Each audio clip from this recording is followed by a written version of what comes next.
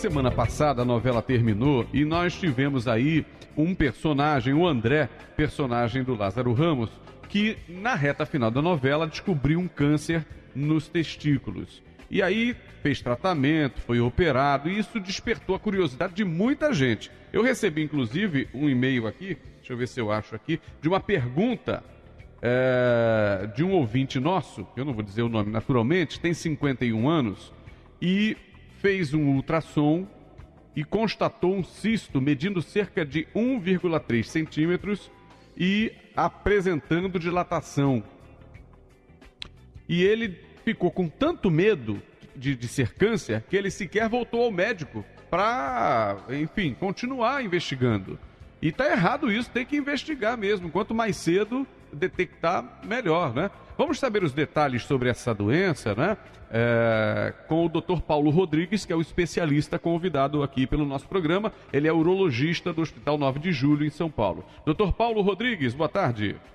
Boa tarde, Alexandre. Prazer falar no seu programa, assim como com os seus ouvintes. Igualmente, muito obrigado, Dr. Paulo. Essa doença é frequente no brasileiro ou não? Olha, Alexandre, como qualquer outro câncer, não é uma doença extremamente frequente, particularmente quando nós analisamos os cânceres urológicos, que é onde o câncer de testículo se encaixa. Mas, olhado sobre outro aspecto, o câncer de testículo se compõe, se faz como o sexto câncer mais comum urológico na população masculina. Então não é um tumor extremamente frequente, mas também não é um tumor frequentemente raro. A gente com frequência vê esse tipo de doença. E tem alguma estatística, por exemplo, na novela foi um homem negro que teve essa doença. Ela é mais comum nos homens negros, mais comum nos brancos? Há uma estatística ou na mesma proporção?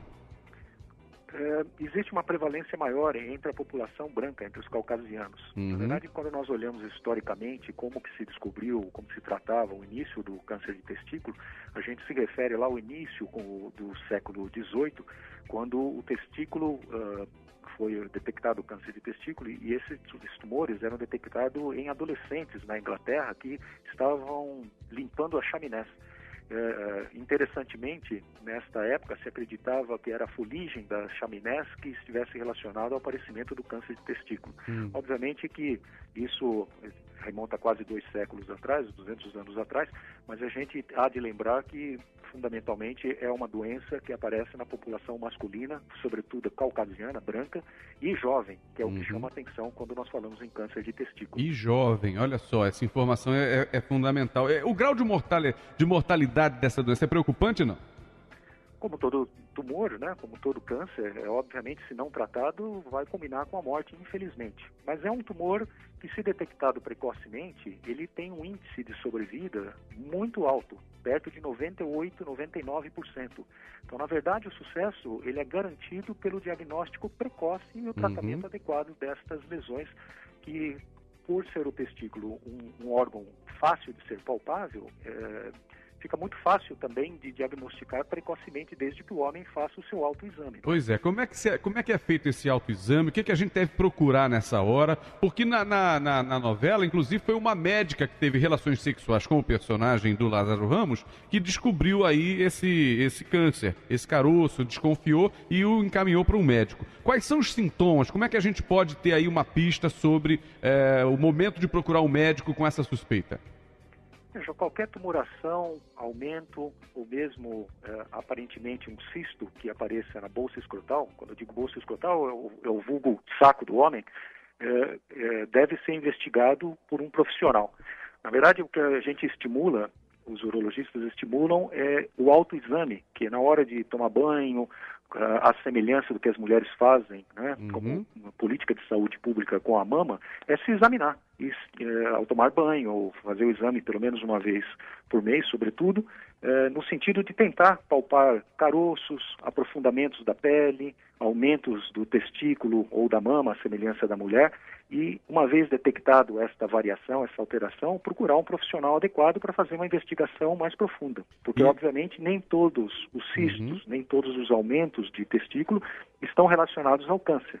Mas, como eu disse inicialmente, o tumor de testículo é um tumor que tem um índice de cura muito alto desde que diagnosticado apropriadamente no início. Por isso que eu falei antes aqui, o depoimento desse nosso ouvinte que mandou a mensagem, está completamente errado esse ouvinte. Ele deveria ter voltado já ao médico para identificar que cisto era aquele e iniciar o tratamento, né? Após esse diagnóstico, qual é a forma de tratamento mais indicada? Você mencionou muito bem, não resta a menor dúvida. Esse seu ouvinte está fazendo a coisa errada. É exatamente contra isso que nós estamos brigando. Uma vez detectado alguma alteração, ele precisa procurar um profissional de saúde, o mais adequado, da confiança dele, para fazer a investigação. Os exames inicialmente feitos, além do exame clínico, facilmente feito no consultório, através de palpação, etc., levanta a hipótese de talvez ter um tumor. E aí se parte para a investigação mais aprofundada, normalmente acompanhado de exame de ultrassonografia ou outro exame de imagem a critério do médico. Uma vez diagnosticado a forte suspeita do tumor de testículo, frequentemente, dependendo do caso, esse órgão precisa ser extirpado. O tratamento cirúrgico com extirpação do testículo é a base do tratamento curativo de todo o doente. A partir do momento que nós tiramos o testículo e nós analisamos as células para ver de que tipo de testículo, de tipo de tumor se trata, nós vamos então entrar em vários caminhos para verificar qual o melhor tratamento para este ou aquele paciente. E a retirada... Nem todos os tumores têm tratamentos semelhantes. Os tumores de testículos incluem um espectro muito amplo da doença. E essa retirada do testículo, ela afeta a vida sexual do paciente, não? Em absoluto. Pode eventualmente haver uma pequena diminuição da quantidade de espermatozoides produzidos, mas frequentemente isso não afeta, inclusive, a fertilidade do homem. Ele consegue ter relações sexuais. No que diz respeito à potência sexual, em absoluto isso não é afetado. Inclusive, esteticamente, na novela, parece que ele colocou uma prótese, né? Isso, eu vou mais adiante. Então, sobre o aspecto sexual, não há nenhuma interferência. No aspecto de fertilidade, muitos homens que tiveram essa doença conseguem, inclusive, ter filhos a posteriori, depois da cirurgia. E no que diz ainda a respeito ao aspecto cosmético, é possível hoje em dia, existem próteses de silicone, próteses especialíssimas que produzem um efeito cosmético na bolsa escrotal do homem como se ele não tivesse sido operado. Feito a cirurgia reparadora com a colocação da prótese, dificilmente o leigo consegue perceber a diferença entre quem foi operado e não foi operado. Doutor Paulo, para encerrar, tem uma pergunta aqui interessante de um ouvinte também. Na novela, o André era um garanhão, a atividade sexual muito ativa, ela pode levar ao câncer de testículo ou não? Absolutamente. Esse é um tumor que a gente não sabe efetivamente por que ele aparece, mas todas as indicações apontam no sentido de que seja uma causa genética. Particularmente, possivelmente, ocorre na segunda e na terceira década de vida, ou seja, entre os 20 e os 30 anos, possivelmente porque esse é um momento em que há uma proliferação celular para a produção de espermatozoides muito grande. Então, provavelmente, há um defeito genético que faz o tumor aparecer. Então, não há nenhuma relação entre a atividade sexual deste paciente com o aparecimento do tumor. Doutor Paulo, muito obrigado aí pelos esclarecimentos, viu? Doutor Paulo Rodrigues, urologista do Hospital 9 de Julho, em São Paulo. Uma boa tarde, obrigado, viu? Eu que agradeço a oportunidade de prestar esse esclarecimento, Alexandre. Se você quiser, inclusive, indicar essa entrevista para alguém ouvir, algum parente seu, algum conhecido, breve, em instantes, ela estará disponível na nossa página na internet, radioglobo.com.br. É importante a gente tomar consciência desse autoexame que as pessoas deixam muito, não pensam em fazer, mas é fundamental adotar esses procedimentos que o Dr. Paulo Rodrigues nos ensinou.